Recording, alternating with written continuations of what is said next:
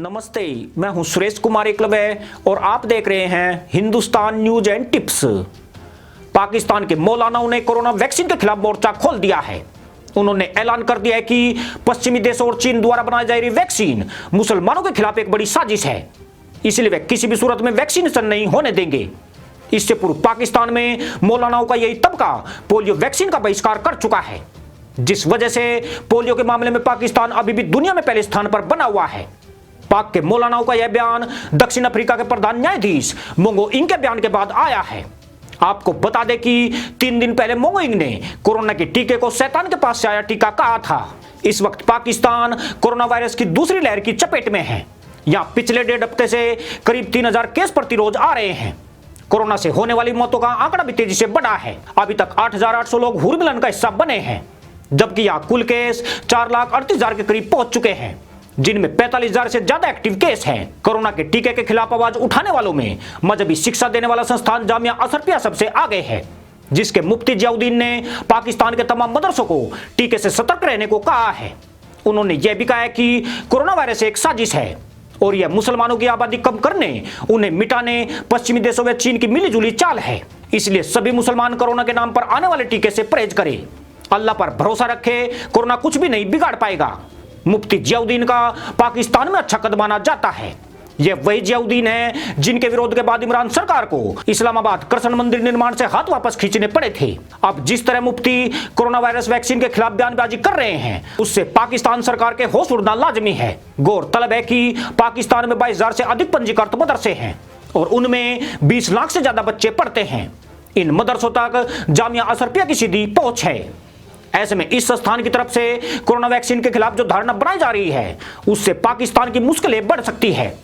Imran Khan corona vaccine के लिए 800 करोड़ रुपए का फंड बना चुके हैं। वह भारत, चीन समेत सभी देशों से वैक्सीन खरीदने के लिए बात कर रहे हैं। ऐसे में मौलानाओं की कट्टरपंथी सोच के चलते देश के हालात काफी बिगड़ सकते हैं। दरअसल पाक के इमामों और मौलानाओं ने कोरोना वैक्सीन के विरुद्ध मोर्चा बेवजह नहीं खोला है।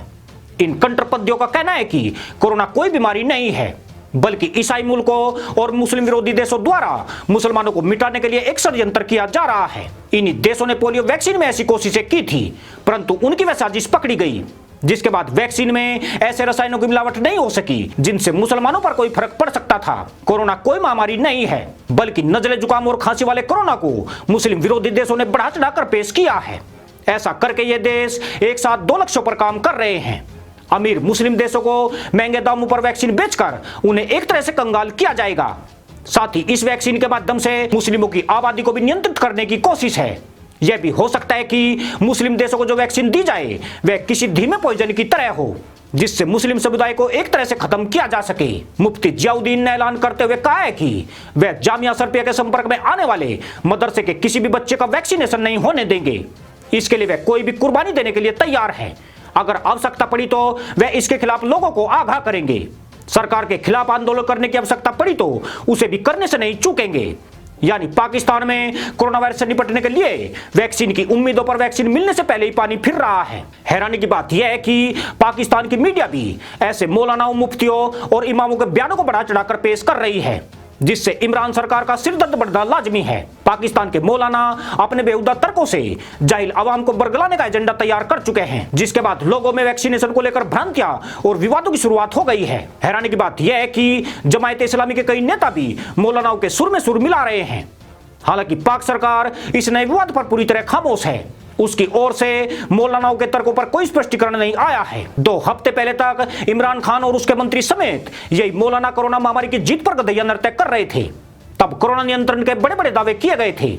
इसका श्रेय मौलानाओं ने अल्लाह को और पाक के मंत्रियों ने इमरान खान के स्मार्ट लॉकडाउन को दिया था, जबकि हकीकत यही थी कि इमरान सरकार के दिशा निर्देशों के तहत कोरोना मरीजों की ढंग से जांच ही नहीं की जा रही थी। केवल उन्हीं कोरोना मरीजों के टेस्ट अनिवार्य किए गए जिनमें कोरोना के लक्षण नजर आ रहे थे। बाकी लोगों को इस जांच से दूर कर दिया गया। आज उसका नतीजा पाकिस्तान में तेजी से बढ़े कोरोना मामलों में नजर आ रहा है। नवंबर के महीने में पाकिस्तान में रोजाना 700 के करीब मामले आ रहे थे, जो आज 3000 से ऊपर पहुंच चुके हैं। पर मामला अब आंकड़े जुटाने का नहीं, जान बचाने का है। पाकिस्तान का बदहाल स्वास्थ्य सिस्टम कोरोना से लड़ने में पूरी तरह नाकाम है। 130 अस्पतालों की तादाद वाले इस देश में अभी भी तशरीफ उठाने गिराने को ज्यादा अहमियत दी जाती है। मौलाना और इमामों द्वारा मदीने की रियासत और एर्तुगरुल के किस्सों में इलाज तलाशा जाता है। ऐसे में इमरान की मुसीबत जितनी कोरोना वायरस है उससे कहीं ज्यादा कट्टरपंथी ताकतें हैं। पाकिस्तान में टीके को लेकर जिस तरह शंकाएं पनपी है, दक्षिण अफ्रीका के चीफ जस्टिस बोंगो इंग ने अपने बयान से उन्हें और मजबूत कर दिया है। खास बात यह है कि वह ईसाई समुदाय से आते हैं। ऐसे में गधे की पूंछ पकड़कर समंदर पार करने वाले पाकिस्तान के जाहिर ज्यादा उत्तेजित हुए हैं। यूं भी पाक के मौलाना महसूस करते हैं कि आज की घड़ी पूरी दुनिया पाकिस्तान की दुश्मन है, इसलिए उनकी शंकाएं बेवजह भी नहीं है। इमरान खान का इन मौलानाओं पर कोई भी नियंत्रण नहीं है, जबकि पाकिस्तान की एक बड़ी आबादी पर इनका अच्छा खासा प्रभाव माना जाता है। पाकिस्तान को भारत से कोरोना वैक्सीन मिलने की उम्मीद खत्म हो गई है। भारत पहले ही स्पष्ट कर चुका है कि वह अपनी वैक्सीन को सबसे पहले अपने मित्र देशों को उपलब्ध कराएगा। इमरान ने तुर्की के राष्ट्रपति रेसेप तैयब एर्दोगन के साथ मिलकर चीनी वैक्सीन पर बात शुरू कर दी है, जिसकी 2 खुराक की कीमत $100 से $150 के करीब बताई जा रही है। पर दिक्कत यह भी है कि अगर पाकिस्तान ने इतनी महंगी वैक्सीन खरीद भी ली तो पाकिस्तान के कट्टरपंथी उसमें बड़ा विरोध बन जाएंगे। कहने वाले तो यह भी कहते हैं कि सस्ती वैक्सीन के चक्कर में पाक सरकार के ही कुछ नेता मौलानाओं को उकसा रहे हैं। दरअसल इमरान खान वैक्सीन खरीदने के लिए पड़ रहे विपक्षी पार्टियों के दबाव से बचना चाहते हैं। ऐसे में क्यास लग रहे हैं कि कहीं खुद इमरान खान ही कोई बड़ा गेम तो नहीं खेल रहे हैं, क्योंकि साल 1.5 साल तक बाजार में सस्ती वैक्सीन उपलब्ध होगी तो पाकिस्तान वैक्सीनेशन का काम शुरू कर देगा। तब तक लोगों को टीके का डर दिखाकर खामोश रखा जाए। यूं भी पाकिस्तान चालबाजी और मक्कारियों वाला मुल्क है। इस देश की बुनियाद झूठ और मक्कारी पर ही टिकी है। ऐसे में यहाँ न मौलाना काम के हैं और न सरकार मूल्यों वाली है। इसलिए उम्मीद की जा रही है कि पाकिस्तान में वैक्सीन को लेकर जो विवाद पनपा है वह आने वाले दिनों में और ज्यादा भड़केगा। पाकिस्तान के झाड़ू छाप मौलाना अपनी ताकत दिखाने के लिए नए नए नुक्ते निकालते दिखाई देंगे। इस सिर फुटबॉल में कोरोना वायरस महामारी पाकिस्तान में कैसा तांडव मचाएगी उससे जाहिल कौम बेफिक्र है। इसके लिए कबूतर की बीट और किताबों के बीच पड़े सिर के बाल पर पूरा भरोसा है। अगर इस तमाम विवाद में इमरान खान भी सीधे तौर पर शामिल है तो फिर समझ लीजिए हूर मिलन अभियान में तेजी आने वाली है, क्योंकि बिना वैक्सीनेशन के पाकिस्तान की कट्टरपंथी कौम बहुतों को ले डूबेगी। इसी के साथ अनुमति दोस्तों, जय जवान जय किसान जय हिंद वंदे मातरम।